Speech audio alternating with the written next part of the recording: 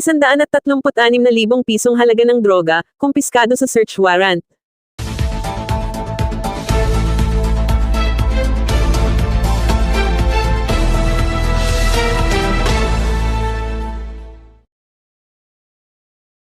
Bago tayo magpatuloy, huwag kalimutan mag-follow, mag-like, at i-share iyong aming Facebook page.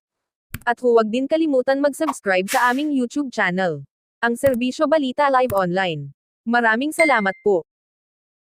Bumungad sa kapulisan ang 136,000 pesos na halaga ng pinaginalang illegal na droga matapos ipatupad ang search warrant nitong Miyerkules ng Station Drug Enforcement Unit ng Muntinlupa Police sa ilalim ng pamunuan ni Police Colonel Angel Garciliano.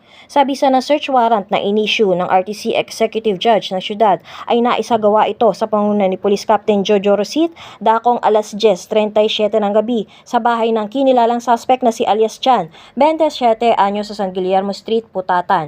Nagsilbing arresting at seizing officers sina Police Corporal Cacho at Morales at nakuha ang 4 na sachet na pinaginalang shabu na tumitimbang ng mahigit kumulang 20 grams.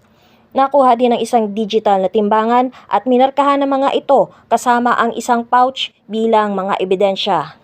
Sinampahan ng kasong paglabag sa Section 11 ng RA 9165 ang naturang suspect at napag-alaman ng kapulisan na dati na umunong may kaso ito na Section 5 at 11 ng RA 9165 taong 2021.